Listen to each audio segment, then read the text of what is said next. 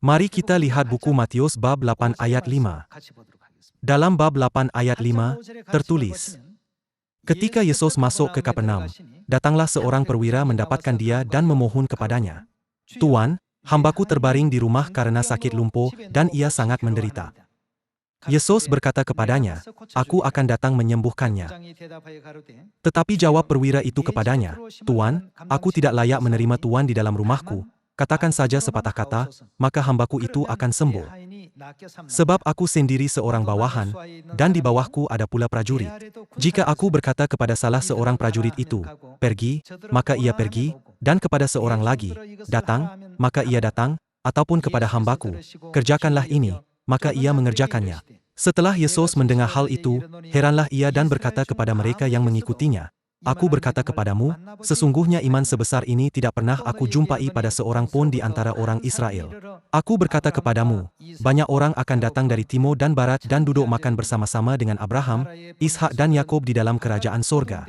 Sedangkan anak-anak kerajaan itu akan dicampakkan ke dalam kegelapan yang paling gelap. Di sanalah akan terdapat ratap dan ketak gigi."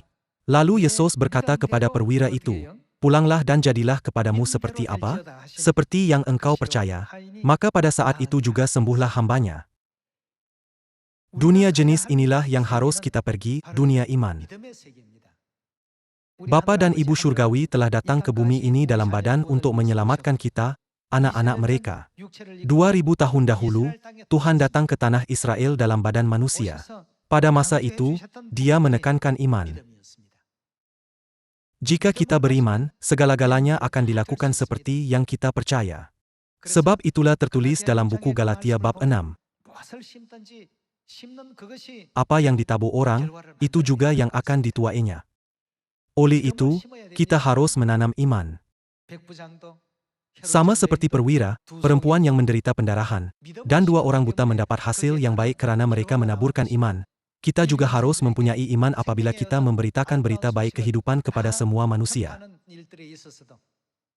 Tanpa iman, kita tidak dapat mencapai apa-apa. Tetapi dengan iman, kita dapat mencapai segala-galanya. Kalian, adakah Anda percaya bahwa Alkitab ialah firman Tuhan? Adakah terdapat mana-mana firman Tuhan dalam Alkitab yang tidak dipenuhi?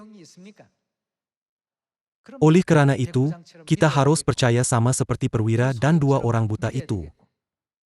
Jika ada benda asing yang dipanggil ragu-ragu dalam minda kita walaupun sedikit, kita tidak dapat memperoleh apa-apa keputusan. Kita harus mempunyai iman yang murni. Kita tidak harus menguji Tuhan. Hanya apabila kita menjalankan misi dengan iman, Tuhan akan memberikan kuasa untuk menyelamatkan semua manusia dan seluruh dunia. Mari kita lihat buku Filipi bab 4 ayat 10. Aku sangat bersukacita dalam Tuhan, bahwa akhirnya pikiranmu dan perasaanmu bertumbuh kembali untuk aku. Memang selalu ada perhatianmu, tetapi tidak ada kesempatan bagimu. Kukatakan ini bukanlah karena kekurangan, sebab aku telah belajar mencukupkan diri dalam segala keadaan. Aku tahu apa itu kekurangan dan aku tahu apa itu kelimpahan. Dalam segala hal dan dalam segala perkara tidak ada sesuatu yang merupakan rahasia bagiku. Baik dalam hal kenyang, maupun dalam hal kelaparan, baik dalam hal kelimpahan maupun dalam hal kekurangan. Segala perkara dapat kutanggung di dalam Dia yang memberi kekuatan kepadaku. Aku menanggung segala perkara di dalam Dia yang memberi kekuatan kepadaku. Perkataan segala perkara mengandungi berpuluh-puluh ribu perkara yang boleh berlaku dalam kehidupan iman kita. Adakah Anda fikir Rasul Paulus menulis kata-kata ini kerana dia angkuh? Ini kerana dia menyadari bahwa Tuhan membuatkan dia dapat melakukan segala-galanya. Dalam kerja menyelamatkan semua manusia, kita anak-anak Sion menjalankan peranan dan tugas kita masing-masing. Mari kita ingat bahwa Tuhan telah menyediakan dan memungkinkan kita untuk melakukan segala-galanya.